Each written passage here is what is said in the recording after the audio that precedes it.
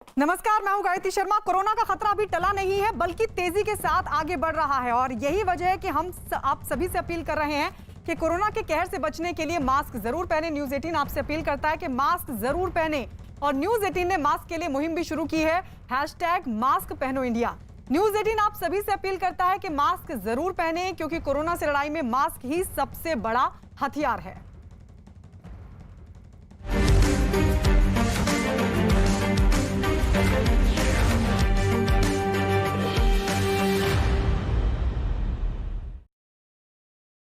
शुरुआत ममता की धरना पॉलिटिक्स के साथ। पश्चिम बंगाल की चुनावी दंगल में आर पार की जंग लगातार जारी है और इसी बीच ममता बनर्जी कोलकाता में गांधी मूर्ति पर धरने पर बैठ गई हैं। करीब ढाई घंटे से ममता गांधी मूर्ति के पास अकेले धरने पर बैठी हुई हैं। टीएमसी के किसी नेता को उनके साथ आने की इजाजत नहीं दी गई है। ममता बनर्जी का यह धरना चुनाव आयोग के फैसले के खिलाफ है। चुनाव आयोग ने भड़काऊ भाषण देने के मामले में एक दिन पहले ममता बनर्जी के चुनाव प्रचार करने पर 24 घंटे की रोक लगा दी थी। ममता ने कुछ दिन पहले एक रैली के दौरान मुस्लिम वोटर से वोट न बंटने की अपील की थी। चुनाव आयोग की यह कार्रवाई इसी बयान के ऊपर की गई है। चुनाव आयोग इन मामलों में ममता बनर्जी के जवाब से संतुष्ट नहीं था, इसलिए आयोग ने आचार संहिता तोड़ने का दोषी मानते हुए उन पर कार्रवाई की। धरने पर अकेली बैठी ममता बनर्जी ने पेंटिंग बनाई। पेंटिंग बनाने के बाद ममता बनर्जी ने लोगों को भी इसे दिखाया। दो तस्वीरें हम आपको दिखा रहे हैं और लगातार ममता बनर्जी धरने पर बैठी हुई हैं, लेकिन इस सबके बीच उन्होंने पेंटिंग बनाई और लोगों को भी दिखाई। सीधे रुख कर लेते हैं अमित की तरफ। कोलकाता, जहां पर गांधी मूर्ति के पास ममता बनर्जी धरने पर बैठी हुई, वहां पर मौजूद हैं। अमित, कहां मौजूद हैं आप? क्या जानकारी देंगे, क्या अपडेट आपके पास? देखिए, तकरीबन 2.5 घंटे होने जा रहा है जब ममता बनर्जी लगातार अनशन पर बैठी हुई हैं। इससे पहले इन्होंने, जब ममता बनर्जी 11:35 पे यहाँ पर पहुंची, उसके बाद इन्होंने पेंटिंग बनाया ही नहीं, यहाँ पर जो लोग थे उन लोगों को भी दिखाया। सबसे पहले मैं आपको यहाँ पर ममता बनर्जी की वो तस्वीरें दिखा देता हूँ। इस वक्त वो व्हील चेयर पर बैठी हुई हैं और देखिए किस तरीके से ममता बनर्जी अभी भी व्हील चेयर पर बैठी हुई है। लगातार तकरीबन 2.5 घंटे होने जा रहे हैं कि ममता बनर्जी इसी तरीके से यहाँ पर व्हील चेयर पर बैठी हुई हैं और अनशन कर रही है। चुनाव आयोग के खिलाफ अनशन कर रही है। जिस तरीके से चुनाव आयोग ने चुनाव प्रचार करने से इन्हें 24 घंटे के लिए रोक दिया है, बैन लगा दिया है, उसके ये यहाँ पर इस तरीके से अनशन पर बैठी हुई है। दूसरी तस्वीर में आपको दिखाना चाहूंगा, कुछ लोग यहाँ पर मौजूद हैं। यहाँ पर तस्वीरों में मैं आपको दिखाना चाहूंगा गायत्री, कुछ लोग यहाँ पर मौजूद हैं जो इस कतार में जो चेयर पर बैठे हुए हैं। ये वो लोग हैं जो ब्लैक डे फॉर डेमोक्रेसी के हाथ में वो काट लिए हुए हैं, वो दिखा रहे हैं। देखिए यहाँ पर काफ़ी लोग यहाँ पर मौजूद हैं, चेयर लगा के ये बैठे हुए। आप देख सकते हैं तस्वीरों में ब्लैक डे डेमोक्रेसी और बंगाली में लिखा हुआ है लज्जा लज्जा। इस तरीके से ये लोग यहाँ पर चुनाव आयोग के खिलाफ बिना कुछ बोले हुए यहाँ पर लगातार ये बैठे हुए हैं, प्ले कार्ड उठाकर। और दूसरी तस्वीर में आपको यहाँ पर ये दिखाता हूँ कि यहाँ पर जो है टीएमसी का कोई भी यहाँ पर बैनर पोस्टर यहाँ पर नहीं दिखा सकते। देखिए यहाँ पर ब्लैक डे फॉर डेमोक्रेसी यहाँ पर लिखा हुआ है और ये लोग लगातार इस तरीके से यहाँ पर ममता बनर्जी के समर्थन में यहाँ पर प्रदर्शन कर रहे हैं। एक और तस्वीर में आपको गायत्री यहाँ पर दिखाता हूँ किस तरीके से ये जो सड़क है, इस सड़क पर टीएमसी के जो समर्थक हैं, वो टीएमसी के समर्थक जो हैं वो लगातार यहाँ पर डटे हुए हैं। पुलिस इन्हें हटाने की कोशिश कर रही है ताकि ये रास्ता जाम ना हो जाए, जो आम लोगों को परेशानी ना उठाना पड़े। जितने भी यहाँ पर टीएमसी के समर्थक या ममता बनर्जी के समर्थक हैं, किसी के हाथ में आप पार्टी के झंडा पोस्टर नहीं देख सकती है, ना ही ममता बनर्जी के समर्थन में कोई पोस्टर, क्योंकि चुनाव आयोग ने साफ साफ मना किया है कि ममता बनर्जी अकेले ही यहाँ पर बैठेंगी वो धरने पर। उनके अलावा यहाँ पर कोई यहाँ पर धरने पर नहीं बैठ सकता है, टीएमसी का कोई नेता यहाँ पर धरने पर नहीं बैठ सकता है। एक तरफ लोग हैं, दूसरी तरफ मीडिया का हुजूम है, क्योंकि यहाँ पर बंगाल की सीएम जो है, मुख्यमंत्री, वो बैठी हुई है अनशन पर, तो दूसरी तरफ मीडिया का हुजूम है। तीसरी तरफ जरूर कुछ समर्थक यहाँ पर मौजूद हैं, लेकिन किसी के हाथ में आप कोई भी पोस्टर, टीएमसी पार्टी का झंडा आप नहीं देख सकते। जिस तरीके से चुनाव आयोग ने साफ मना कर दिया है, ममता बनर्जी को इजाजत जरूर दी है प्रदर्शन करने के लिए, अनशन करने के लिए, लेकिन कोई बिना पोस्टर के। 2.5 घंटे का समय हो चुका है, ममता बनर्जी लगातार बैठी हुई है और आज रात जैसे ही 8 बजे यहाँ पर उनका चुनाव प्रचार खत्म का जो बैन है वो खत्म होगा, उसके बाद वो सीधा बारासात जाएंगी यहाँ से चुनाव प्रचार करने के लिए, कैंपेन करने के लिए। बारासात जो कि यहाँ से 25 से 30 किलोमीटर की दूरी पे है और बारासात से रिटर्न विधाननगर की तरफ एक दूसरा प्रचार होगा, वो तकरीबन रात को 9:30 बजे होगा। यानी जैसे ही 8 बजे इनका बैन खत्म होगा, उसके बाद ममता बनर्जी 2 कैंपेन करने जा रही है। जी ठीक है, लौट रहे अमित आपके पास। ममता की धरने वाली सियासत को लेकर बीजेपी लगातार उन पर हमला बोल रही है। बीजेपी ने चुनाव आयोग के फैसले को सही बताते हुए एक बार फिर ममता बनर्जी को घेरा। ममता दीदी का जो धरना टैक्टिस है, ये धरना टैक्टिस डिफीट के बाद की प्रैक्टिस है। और डिफीट के बाद की किस तरह की प्रैक्टिस होनी चाहिए उनकी, उसकी कोशिश है। इसलिए इस धरने टैक्टिस को डिफीट के प्रैक्टिस के रूप में हम देख रहे हैं। क्योंकि इस चुनाव में, अगर पूरे चुनाव में आप देखें तो चिक चिक किच किच, इसके अलावा उन्होंने आज तक अपने शासनकाल के, अपने सरकार के समय के हिसाब किताब को लोगों को देने में वो झिझकती रहीं। और वो बार बार लोगों को उकसा करके चुनाव को बाधित करने का प्रयास कर रहे हैं, चुनाव कमीशन को टारगेट कर रहे हैं, ईवीएम को लूटने के लिए बोल रहे हैं, जो एंटी सोशल है उनको उतार दिए हैं, सेंट्रल फोर्स को अटैक कर रहे बार बार। उसका परिणाम वहाँ की इतने लोगों की जाने गई है। इसकी पूरी जिम्मेदारी ममता बनर्जी की है और इसीलिए उनको चुनाव से अलग करना है। लेकिन दुर्भाग्य से चुनाव कमीशन का निर्णय ना मानते हुए और आस्था में उतर कर आंदोलन कर रही है। ममता बनर्जी के प्रचार करने पर रोक के चुनाव आयोग के फैसले पर सियासी घमासान छिड़ा हुआ है। टीएमसी ने इस फैसले को लोकतंत्र के लिए काला दिन करार दिया, तो शिवसेना और आरजेडी ने भी चुनाव आयोग से इस फैसले पर सवाल खड़े किए।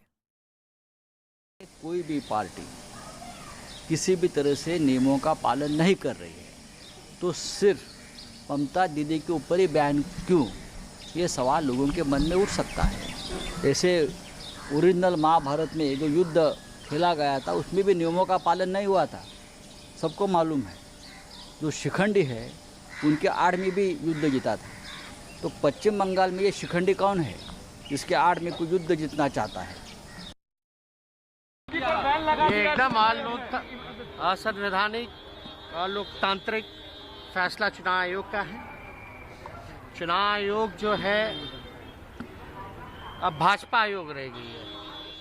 चुनाव आयोग को जो काम करना चाहिए वो काम ना करके जो सत्ता दल के जो लोग हैं उसकी गुलामी कर रही है और एक बीजेपी के सेल के तरीके से चुनाव आयोग काम कर रही है।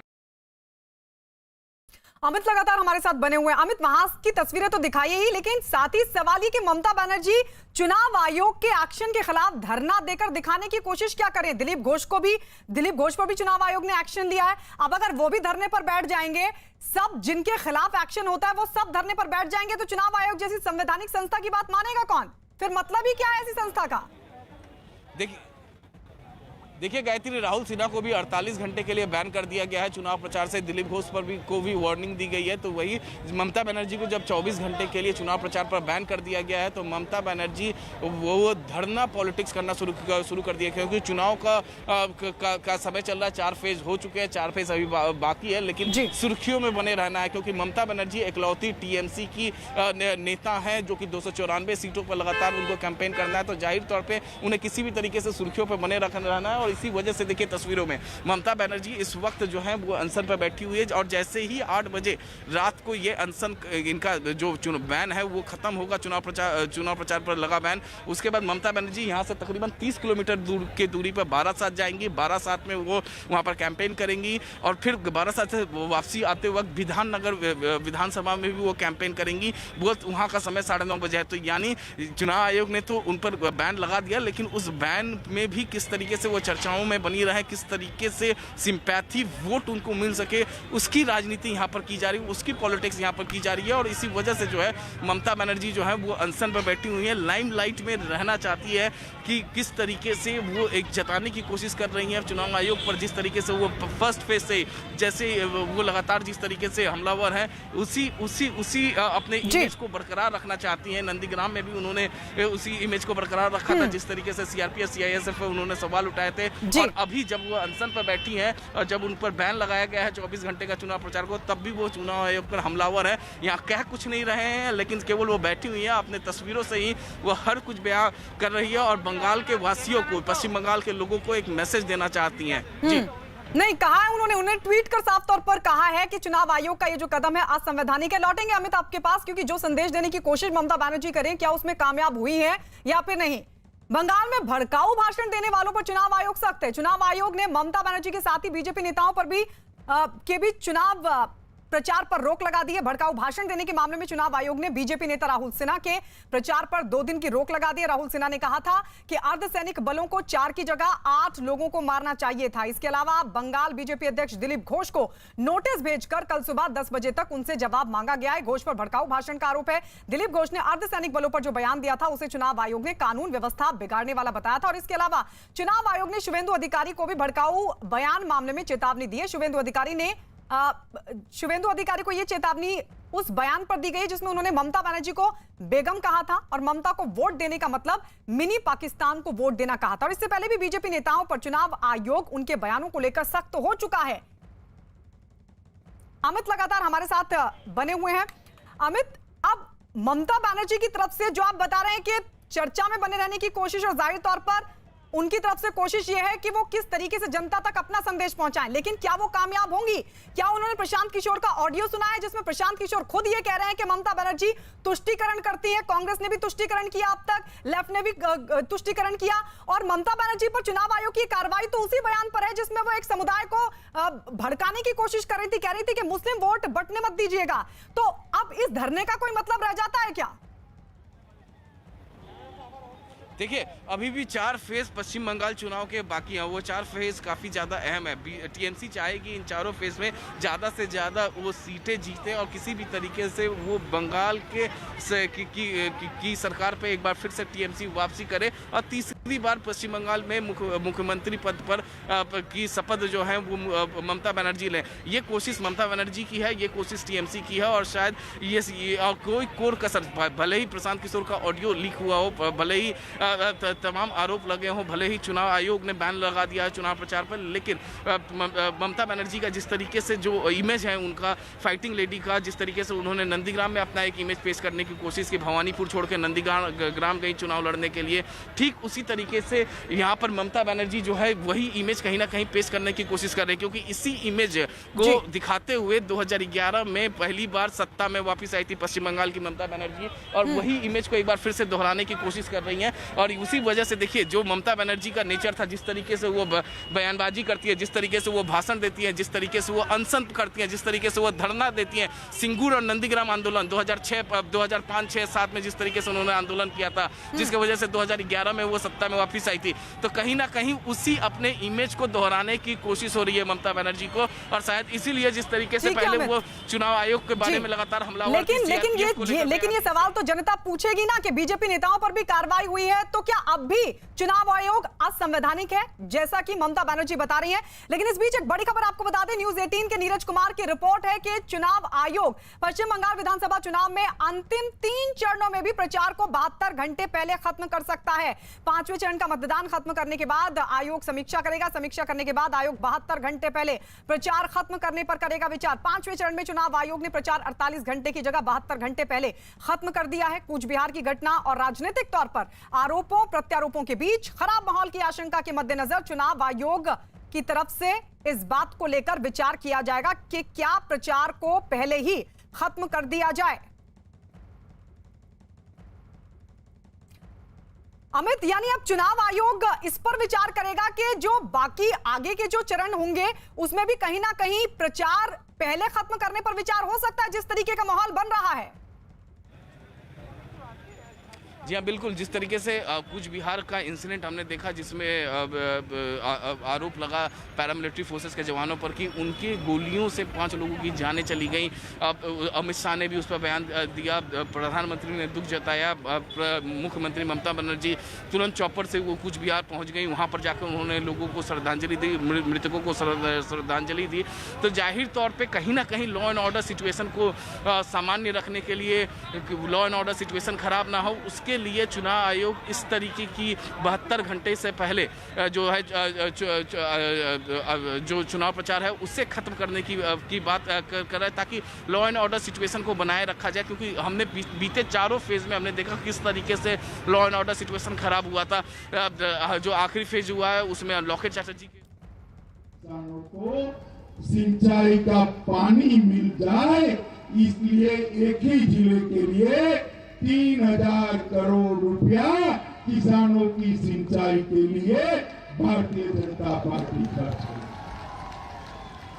हर किसान के खाते में सरकार बनते ही 18,000 रुपया सीधा ट्रांसफर नरेंद्र मोदी जी करने वाले, सीधा हर किसान।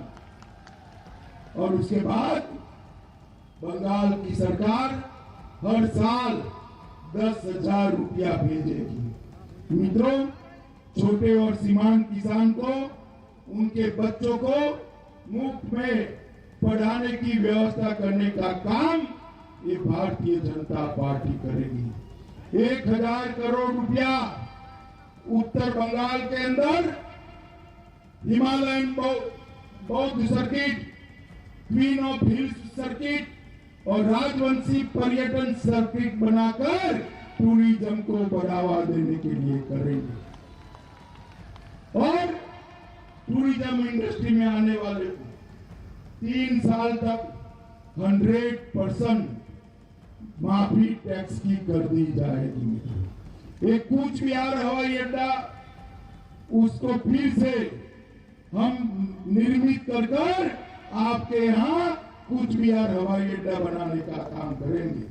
बागडोगरा हवाई अड्डे को इंटरनेशनल हवाई अड्डा बनने का काम ये भारतीय जनता पार्टी की सरकार करेगी। और बच्चों को मेट्रो दिखानी है तो आपको अब कलकत्ते नहीं जाना पड़ेगा, सिलीगुड़ी में मेट्रो ट्रेन बनने वाली है, आपके बच्चे भी मेट्रो देख पाएंगे। मित्रों, हम एक वीर नारायणी सेना की बटालियन भी राजवंशी समाज ने सालों तक उत्तर बंगाल को मुगलों के प्रभाव से मुक्त रखा था। इसकी स्मृति में वीर नारायणी सेना बनाने का काम भी करेंगे और ठाकुर पंचानन बर्मन के लिए 250 करोड़ का एक स्मारक बनाने का काम करेंगे। गोरखा भाइयों के लिए भी ढेर सारी योजनाएं, इनका राजनीतिक समाधान हम लाएंगे। नेपाली भाषा में दूरदर्शन चालू किया जाएगा।